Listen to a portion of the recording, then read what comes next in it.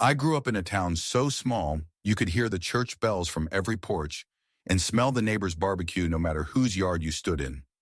In Kansas, the fields stretched farther than your eyes could, and the sky seemed too big for ordinary people like us. That's where I met Laura. We were kids first, running through wheat taller than our heads, daring each other to touch the electric fence, sneaking sodas from the gas station. By 18, I knew she was the girl I'd marry. She had that wild smile, the kind that promised trouble, and I was the fool who thought I could tame it. When I asked her to marry me, she laughed and said, "You don't know what you're getting into." "I don't care," I told her, "as long as it's you." For a while, life was good. We had a small house on the edge of town, a pickup that broke down every other month, and nights on the porch where she'd lean against me and whisper, "This is all I ever wanted." But words are cheap. I didn't know that then. The first rumor started at the diner. Small towns don't keep secrets. They just bury them shallow. One evening, my buddy Carl leaned across the booth, his voice low. "I saw Laura at the bar last night. She wasn't just drinking." My stomach nodded. "What are you saying?" He hesitated. "She was with Jack, hands all over each other. I thought maybe you already knew." I wanted to laugh it off, call it gossip. But when I got home, Laura was in the shower, humming, smelling faintly of cologne that wasn't mine. "Where were you tonight?" I asked. She peeked out, water dripping down her face. "With the girls.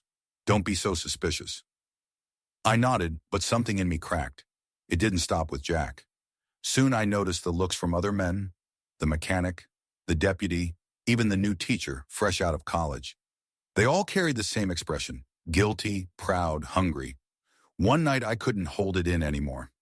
"Laura," I said, slamming my beer on the counter, "how many?" She froze, then laughed. "How many what?" "You know damn well what I mean." Her smile faded, but she didn't deny it. Instead, she tilted her head, studying me like I was the crazy one. "Does it matter?" "Does it matter?" I shouted. "You're my wife." She shrugged, almost bored. "And you're my husband. But sometimes I need more." That was the knife that cut deepest. Not just that she cheated, but that she didn't even hide it anymore. She flaunted it like every man she touched was a badge of honor. At the gas station, old men looked at me with pity. At church, women whispered behind hymnals. I became the husband everyone pitied, the fool too loyal to leave. One night, as we sat on the porch, I finally broke. "Why me?" I asked, my voice shaking. "If you wanted everyone else, why'd you marry me?" Laura leaned back, sipping her sweet tea. "Because you were safe, and I thought maybe safe would be enough, but it never was." The next morning, I packed a bag. She watched me from the kitchen, her expression unreadable. "You're leaving?" she asked. I paused at the door.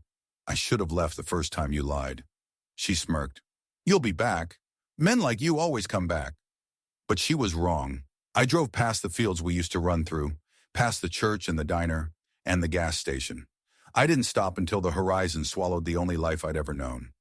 Now when people ask me why I left Kansas, I don't talk about the dust storms or the lack of opportunity. I just say, because the love of my life loved everyone else more than me. And sometimes, late at night, I still hear her voice in the wind. Men like you always come back, but I never did. When I left Kansas, I thought I was leaving behind only a woman in a town. What I didn't realize was that I was also leaving behind the version of myself who kept forgiving, who kept waiting for someone else's loyalty to finally match his own. I drove until the gas gauge blinked red, then stopped in a small city in Missouri I'd only ever seen on road maps. The first night, I slept in the cab of my truck, staring at the motel neon sign blinking vacancy like it was mocking me. In the morning, I found work at a construction site. Hard labor, sun on my neck, dirt under my nails, the kind of work that leaves you too tired to remember heartbreak. At night, I'd grab dinner at a diner that stayed open late, where the waitress with tired eyes always called me Hone, no matter how bad my mood was. For weeks, my life was nothing but work, food, and sleep. No one asked about Laura. No one looked at me with pity. In that anonymity, I began to breathe again. It was at that same diner, 3 months later, that I met Rachel. She slid into the booth across from me one evening, bold as brass. "You always eat alone?" she asked, pushing her hair behind her ear. I blinked. "Do I know you?" "Not yet," she said with a grin, "but I see you here every night, staring at your meatloaf like it owes you money. I figured maybe you needed company."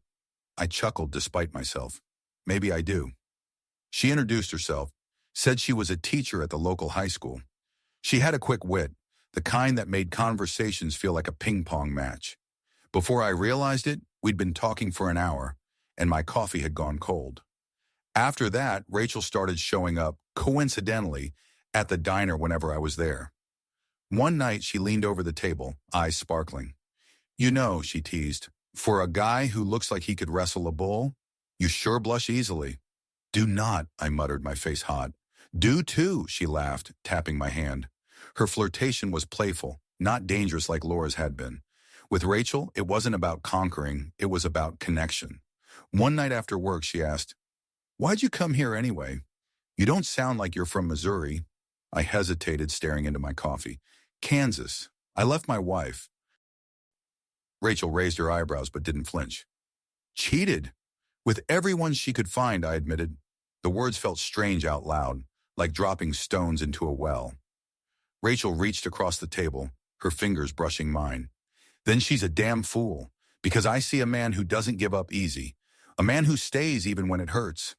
That's rare." My throat tightened. It almost broke me. "But it didn't," she said softly. "You're still here." Weeks turned into months, and Rachel became part of my life in ways I didn't expect. She'd bring me homemade lunches, show up at the site with a teasing smile and a sandwich in hand. Sometimes she'd invite me to school plays or football games, and I'd sit in the bleachers, watching her cheer for her students like they were her own kids. One evening, she invited me to her house. It was small but warm, books piled everywhere, a cat asleep on the armchair. "Make yourself at home," she said, slipping into the kitchen. I looked around, feeling something I hadn't felt in years: comfort.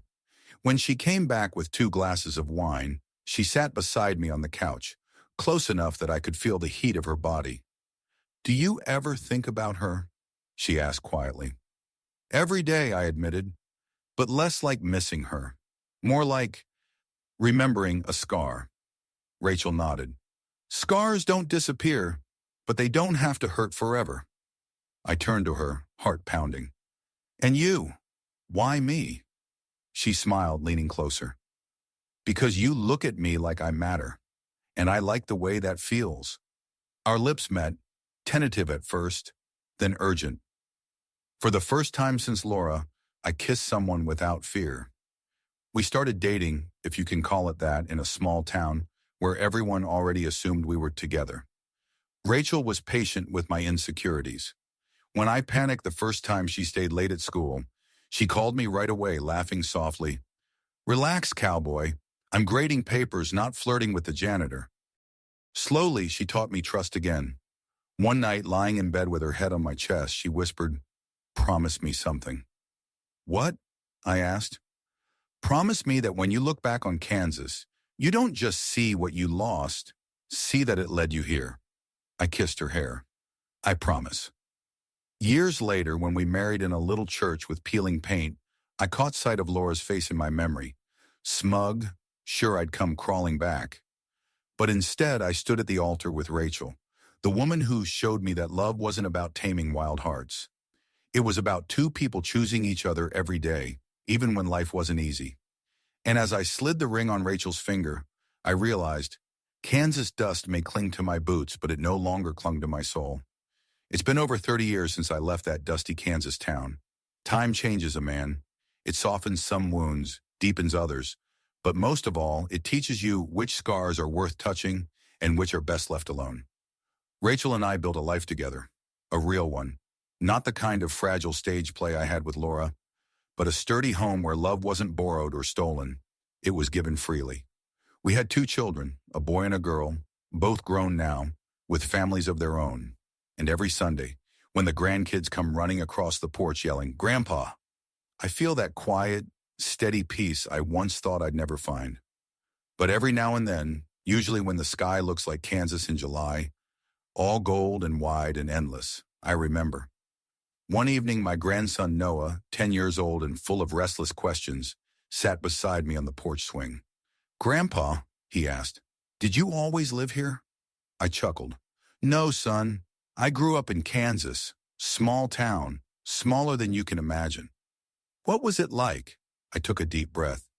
"It was the kind of place where everybody knew your business before you even told it, where the air smelled like wheat and dust, and nights felt too big for one man alone."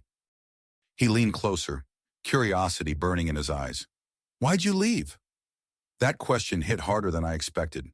I looked at the boy, too young to know about betrayal, too young to know that sometimes the people who promise to love you forever are the very ones who tear you apart. But maybe he needed to hear it in some form. "I left because I had to," I said softly, "because sometimes staying means losing yourself, and I didn't want that." Later that night, when the kids were asleep and the house was quiet, Rachel found me on the porch, staring at the stars. "You told him, didn't you?" she asked, sitting beside me. "Not everything," I admitted, "but enough." Rachel placed her hand on mine. "Maybe someday he'll need to hear the rest. The truth about how broken people can break you if you let them." I sighed. I still see her sometimes, not in person, but in my mind. Laura standing there with that half smile, daring me to leave. And I wonder if she ever stopped, if she ever grew out of it. Rachel leaned her head on my shoulder. "Maybe she did, maybe she didn't, but it doesn't matter because you did." A few years later, fate gave me an answer I hadn't asked for. I was at a grocery store in another town, picking up supplies for a family barbecue. As I reached for a bag of flour, I froze. There she was, Laura. Older, of course. Her hair dyed too dark for her age. Lines etched around her eyes, but still recognizable. She turned, saw me, and for a moment neither of us spoke. "Well," she finally said with that same crooked smirk, "if it isn't my runaway husband." I swallowed. "Laura." She looked me up and down. "You look settled." "I am." I hesitated, then added, "Married, 2 kids, grandkids now." Something flickered in her eyes. Surprise, maybe regret. "Good for you," she muttered. "I never remarried. Men were always too much work." I almost laughed. "Same Laura, even after all those years." "Why'd you do it?" I asked quietly. She tilted her head. "Do what?" "You know damn well." Laura shrugged. "Because I could. Because I wanted to. Because you let me." I felt the old anger rise, but then, just as quickly, it drained away. "No, Laura, I left. I didn't let you." She smirked again, but it didn't reach her eyes. "Guess you did." And just like that, she walked away, pushing her cart down the aisle. I stood there for a long time, clutching that bag of flour like it was a lifeline. Then I realized I didn't care anymore. Not really. That night, I told Rachel. "She hasn't changed," I said. Rachel smiled softly. "And you have. That's what matters." She leaned across the table, her hand covering mine. "Do you regret it? Marrying her?" I thought for a long moment. "I regret the years I wasted. But if I hadn't, I wouldn't have found you." Her eyes softened and she whispered, "Then I guess even Kansas had a purpose." Years passed. Our children grew, our grandkids multiplied, our home filled with laughter and noise. And one day when Noah was older, maybe 16, he came to me again. "Grandpa," he asked, "what's the most important thing you ever learned?" I looked at him, remembering the fields of Kansas, the taste of betrayal, the long road to Missouri, and the woman who taught me love again. "The most important thing," I said, "is that love isn't just about finding someone who excites you. It's about finding someone who stays. Anyone can take your body, some can take your heart, but the right one, they'll hold your soul and never let it go." Noah nodded slowly, as if storing it away for later. And I thought, maybe that's the real ending. Not that Laura betrayed me, not that I left Kansas, but that I lived long enough to learn the difference between being chosen and being cherished. Even now, as an old man, I sometimes sit on the porch with Rachel's hand in mine, the grandkids' laughter echoing through the house, and I whisper a quiet thank you, not to Laura, not even to Kansas, but to life itself, for breaking me and then giving me the pieces back in a way that finally made sense.